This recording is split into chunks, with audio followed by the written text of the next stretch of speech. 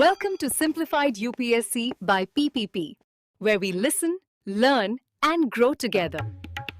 Detailed lecture notes in English and Hindi, plus practice questions for prelims and mains, only on our Telegram channel. Link in description. Like and subscribe for more. नमस्कार, आज की इस खास चर्चा में आपका स्वागत है। शुरू करने से पहले एक छोटी सी गुजारिश, अगर आपको हमारा काम पसंद आता है और आप चाहते हैं कि हम आपके लिए ऐसे ही उपयोगी कंटेंट लाते रहें, तो कृपया simplified UPSC by PPP YouTube channel को सब्सक्राइब करें और हमारी पेड मेंबरशिप ज्वाइन करके हमें सपोर्ट करें। आपका छोटा सा योगदान हमें बहुत मदद करता है। तो चलिए आज के विषय पर आते हैं। हमारे पास है एनसीईआरटी कक्षा 7 की किताब का अध्याय 6, संचार माध्यमों को समझना, यानी अंडरस्टैंडिंग मीडिया। अब 7वीं क्लास की किताब सुनकर लग सकता है कि ये तो बहुत बेसिक होगा, लेकिन आज हम इसे एक यूपीएससी एस्पिरेंट की नजर से देखेंगे। हम एक बुनियादी सवाल के इर्द गिर्द अपनी पूरी चर्चा को बुनेंगे। क्या लोकतंत्र का चौथा स्तंभ अपनी नींव खो रहा है? और अगर हाँ, तो फिर उम्मीद की किरण कहाँ है? ये एक बहुत ही जरूरी सवाल है, क्योंकि मीडिया सिर्फ एक शब्द नहीं, ये हमारे लोकतंत्र की धड़कन की तरह है। इस अध्याय में हम इसी धड़कन को समझने की कोशिश करेंगे। ये कैसे काम करती है, इसे ऊर्जा कहाँ से मिलती है और कभी-कभी ये लड़खड़ा क्यों जाती है। ठीक है, तो सबसे बुनियादी बात से शुरू करते हैं। जब हम मीडिया कहते हैं तो इसका असल में मतलब क्या है? एनसीईआरटी इसे बहुत सरलता से समझाती है। मीडिया मीडियम शब्द का बहुवचन है, जिसका मतलब है माध्यम, यानी वो हर तरीका जिससे हम समाज में एक दूसरे तक जानकारी या विचार पहुंचाते हैं, वो मीडिया है। फोन पर बात करना भी मीडिया है और शाम को टीवी पर खबरें देखना भी। लेकिन जब हम टीवी, रेडियो, अखबार या इंटरनेट की बात करते हैं, जिनकी पहुंच एक ही बार में लाखों करोड़ों लोगों तक होती है, तो उसे मास मीडिया या जनसंचार माध्यम कहते हैं। और हमारी चर्चा का केंद्र यही मास मीडिया है। बिल्कुल। और यहीं पर टेक्नोलॉजी की भूमिका बहुत दिलचस्प हो जाती है। किताब बताती है कि मीडिया का रूप हमेशा टेक्नोलॉजी के साथ जुड़ा रहा है। हाँ, ये एक दूसरे से जुड़े हुए हैं। सोचिए, जब छपाई की मशीनें आईं तो अखबार और पत्रिकाएं छपने लगीं, जिससे विचार हजारों लोगों तक पहुंचे। फिर रेडियो आया तो आवाज दूर दराज के गांवों तक पहुंच गई, जहां शायद अखबार भी नहीं पहुंचता था। फिर टेलीविजन ने आवाज के साथ तस्वीरें भी जोड़ दी। और आज हम इंटरनेट के युग में हैं, जहां मीडिया का मतलब ही बदल गया है। बिल्कुल। अब खबर हम तक सिर्फ आती नहीं है, हम खुद एक क्लिक से दुनिया की किसी भी खबर तक पहुंच सकते हैं और सोशल मीडिया के जरिए खुद भी कंटेंट बना सकते हैं। लेकिन इस हाईटेक मीडिया को चलाने में तो खर्चा भी बहुत आता होगा। लाइट्स, कैमरा, सैटेलाइट, ये सब तो बहुत महंगा होगा। आपने बिल्कुल सही नस पकड़ी है। मास मीडिया को चलाना एक बेहद महंगा काम है। एक टीवी न्यूज स्टूडियो में सिर्फ एंकर नहीं होता, बल्कि cameraman, lightman, sound recordist, editor और न जाने कितने लोग होते हैं। सही। फिर खबरों को आप तक पहुंचाने के लिए सैटेलाइट का इस्तेमाल होता है, जिसका किराया ही करोड़ों में होता है। ये तो बहुत बड़ी लागत है। मेरे मन में सवाल उठता है कि अगर खर्च इतना ज्यादा है, तो मीडिया कंपनियां इसे मुनाफे के सौदे में कैसे बदलती हैं? यहीं पर शायद विज्ञापनों की भूमिका आती होगी। एकदम सही। मास मीडिया की कमाई का सबसे बड़ा और कई मामलों में इकलौता जरिया विज्ञापन ही है। आप क्रिकेट मैच के हर ओवर के बीच में, अपने पसंदीदा सीरियल के बीच में या अखबार के पन्नों पर खबरों से ज्यादा विज्ञापन देखते हैं। Car, shampoo, chocolate, mobile phone, यही विज्ञापन मीडिया की मशीन को चलाते हैं। और इसीलिए ज्यादातर बड़े मीडिया हाउस बड़े बड़े व्यापारिक घरानों का हिस्सा होते हैं। हाँ बिल्कुल, बिजनेस हाउसेस के ही हिस्से होते हैं। तो इसका मतलब ये हुआ कि हम जो खबरें देखते या पढ़ते हैं, उसकी कीमत हम सीधे तौर पर नहीं चुकाते, बल्कि विज्ञापन देने वाली कंपनियां चुकाती हैं। यहाँ एक बहुत बड़ा आहा मोमेंट छिपा है, जिसे समझना जरूरी है। अच्छा, पारंपरिक मीडिया मॉडल में पाठक या दर्शक असल में ग्राहक नहीं है। तो फिर कौन है? वो एक प्रोडक्ट है जिसे मीडिया हाउस विज्ञापनदाताओं को बेचता है। असली ग्राहक तो वो कंपनी है जो विज्ञापन दे रही है। और यहीं से हितों का टकराव शुरू होता है। यही वो मूल समस्या है जो मीडिया की स्वतंत्रता को अंदर से खोखला कर सकती है। एक मिनट, यहाँ रुकते हैं। ये तो बहुत गंभीर बात है। क्या इसका मतलब ये है कि अगर किसी बड़ी कार कंपनी के लाखों के विज्ञापन एक चैनल पर आते हैं और उसी कंपनी की किसी कार में कोई खराबी निकल आए तो वो चैनल उस खबर को दिखाने से कतराएगा? ये बिल्कुल संभव है। इसी वित्तीय निर्भरता का सीधा असर मीडिया के कंटेंट पर पड़ता है और यहीं से एजेंडा तय करने, यानी सेटिंग द एजेंडा का सिद्धांत सामने आता है। Agenda setting? हाँ, मतलब मीडिया ये तय करता है कि किन मुद्दों को इंपॉर्टेंस देनी है और किन्हें नजरअंदाज करना है। वो आपको ये नहीं बताता कि क्या सोचना है, लेकिन वो ये जरूर तय कर देता है कि आपको किन चीजों के बारे में सोचना है। किताब में इसका एक उदाहरण है कि किसी फैशन वीक को शायद घंटों की कवरेज मिल जाए। हाँ बिल्कुल। लेकिन उसी शहर में झुग्गियों को तोड़े जाने की खबर शायद कुछ सेकंड में खत्म हो जाए या दिखाई ही ना जाए। बिल्कुल। मीडिया ने अपना एजेंडा तय कर लिया है। फैशन वीक दिखाना है क्योंकि उससे जुड़े महंगे ब्रांड्स विज्ञापन देते हैं और उसे खास वर्ग देखता है। सही बात है। झुग्गियों की खबर में व्यावसायिक हित कम है, तो भले ही हजारों लोग बेघर हो रहे हों, वो प्राइम टाइम की बहस का मुद्दा नहीं बनेगा। मीडिया हमारे लिए एक तरह से दुनिया की खिड़की है, लेकिन वो ये तय करता है कि हमें खिड़की के बाहर किस तरफ देखना है। लेकिन क्या एजेंडा तय करना हमेशा बुरा होता है?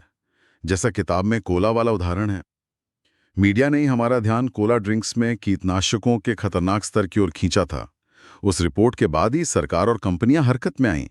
तो कभी-कभी तो मीडिया जरूरी मुद्दों पर हमारा ध्यान खींचकर समाज की मदद भी करता है। तो फिर समस्या कहाँ है? आपने बहुत अच्छा सवाल पूछा। समस्या एजेंडा तय करने में नहीं, बल्कि उसके पीछे की मंशा और संतुलन में है। जब मीडिया जनहित में किसी मुद्दे को उठाता है, जैसे कोला वाला मामला, तो वो लोकतंत्र के प्रहरी की अपनी भूमिका निभा रहा है। लेकिन जब वो व्यावसायिक या राजनीतिक दबाव में किसी मुद्दे को दबाता है या किसी गैर जरूरी मुद्दे को जरूरत से ज्यादा तूल देता है, तब वो अपनी भूमिका से भटक जाता है। इसीलिए एनसीईआरटी संतुलित रिपोर्ट की बात करती है। और ये संतुलित रिपोर्ट क्या होती है? मतलब बैलेंस रिपोर्ट? संतुलित रिपोर्ट वो है जो किसी भी कहानी के हर पहलू को सामने रखे, वो सभी पक्षों की बात बताए और फिर दर्शक या पाठक पर छोड़ दे कि वो अपनी राय खुद बनाए। अच्छा। लेकिन असल दुनिया में ऐसा करना बहुत मुश्किल है। विज्ञापनदाताओं का दबाव, मालिक का राजनीतिक झुकाव और कभी-कभी तो सरकार का सीधा हस्तक्षेप भी होता है। जब सरकार किसी खबर, फिल्म के सीन या किताब के हिस्से को जनता तक पहुंचाने से रोकती है, तो उसे सेंसरशिप कहते हैं। तो ये सब सुनकर तो हमारे शुरुआती सवाल का जवाब हाँ में लगता है कि चौथा स्तंभ वाकई अपनी नींव खो रहा है। व्यावसायिक दबाव, एजेंडा सेटिंग, सेंसरशिप, ये तो बहुत निराशाजनक तस्वीर है। तो फिर उम्मीद कहाँ है? उम्मीद है, और वो उम्मीद जमीन से उगती है, ऊपर से नहीं। जब बड़े और राष्ट्रीय मीडिया आम लोगों के असली मुद्दों से मुंह फेर लेते हैं, तो लोग अपना मीडिया खुद बना लेते हैं। अच्छा। और इसका सबसे शक्तिशाली उदाहरण एनसीईआरटी की किताब में ही दिया गया है। उत्तर प्रदेश के चित्रकूट का अखबार खबर लहरिया। हाँ, मैंने भी इसके बारे में पढ़ा। इसे 8 दलित महिलाएं मिलकर निकालती हैं, वो भी स्थानीय बुंदेली भाषा में। ये सुनने में ही क्रांतिकारी लगता है। ये सिर्फ क्रांतिकारी नहीं, ये लोकतंत्र की असल आत्मा है। सोचिए, समाज का वो तबका जिसे सदियों तक पढ़ने लिखने और अपनी बात कहने से रोका गया, आज वो महिलाएं स्मार्टफोन और इंटरनेट का इस्तेमाल करके पत्रकारिता कर रही हैं। वो उन मुद्दों पर रिपोर्ट करती हैं जिन्हें मेन स्ट्रीम मीडिया कभी नहीं छुएगा।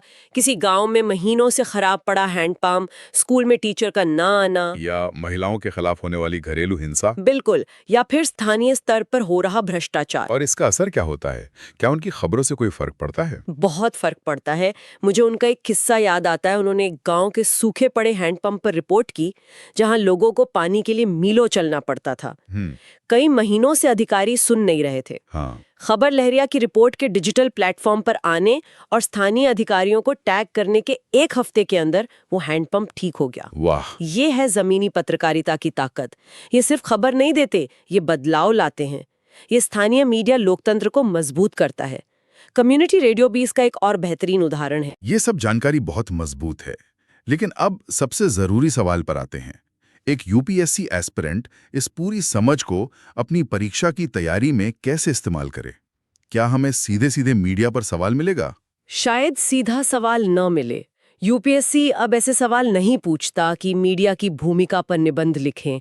वो विश्लेषणात्मक सवाल पूछता है, जहां आपको अलग-अलग विषयों को जोड़ना होता है। अच्छा।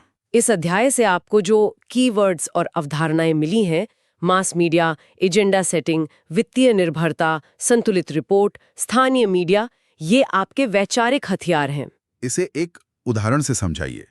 मान लीजिए जीएस पेपर 2 में शासन या सामाजिक न्याय से जुड़ा कोई सवाल आता है, तो हम इन हथियारों का इस्तेमाल कैसे करेंगे? बिल्कुल।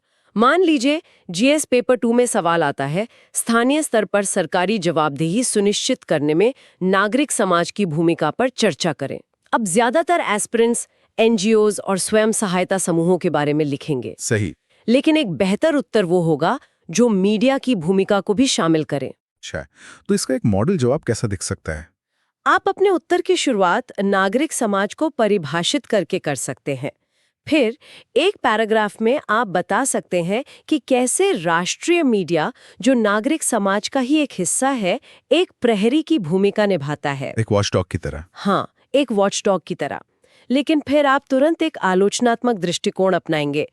आप लिखेंगे कि व्यावसायिक हितों और शहरी केंद्रित होने के कारण मेन स्ट्रीम मीडिया अक्सर स्थानीय स्तर के भ्रष्टाचार और समस्याओं को नजरअंदाज कर देता है। या हम एजेंडा सेटिंग का कॉन्सेप्ट इस्तेमाल करेंगे। बिल्कुल। और फिर अगले पैराग्राफ में आप उम्मीद की किरण दिखाएंगे। आप लिखेंगे, इस खालीपन को खबर लहरिया जैसे हाइपर लोकल मीडिया संगठन भर रहे हैं।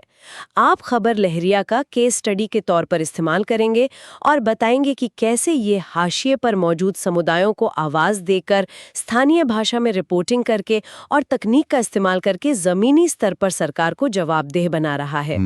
ये आपके उत्तर को न सिर्फ बहुआयामी बनाएगा, बल्कि ये भी दिखाएगा कि आप सिर्फ समस्याओं को नहीं बल्कि उनके समाधानों को भी समझते हैं। बहुत बढ़िया। तो मतलब इस अध्याय से मिली समझ हमें अपने उत्तरों में गहराई और एक अनोखा दृष्टिकोण जोड़ने में मदद करती है। बिल्कुल। यूपीएससी में सफलता सिर्फ क्या जानने से नहीं मिलती, बल्कि क्यों और कैसे को समझने और उसे अलग-अलग जगहों पर लागू करने से मिलती है। यह अध्याय वही समझ विकसित करता है। तो आज की हमारी चर्चा हमें वापस उसी सवाल पर ले आई है जिसके साथ हमने शुरुआत की थी। क्या लोकतंत्र का चौथा स्तंभ अपनी नींव खो रहा है? इस चर्चा से ऐसा लगता है कि तस्वीर मिली-जुली है।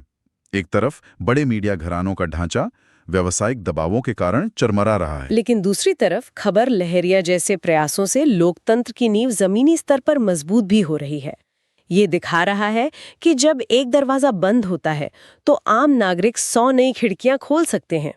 और अंत में सभी सुनने वालों के लिए एक विचार छोड़कर जा रही हूँ। जरूर। हमने पारंपरिक मीडिया की चुनौतियों की बात की, लेकिन आज हम सोशल मीडिया और फेक न्यूज के दौर में जी रहे हैं।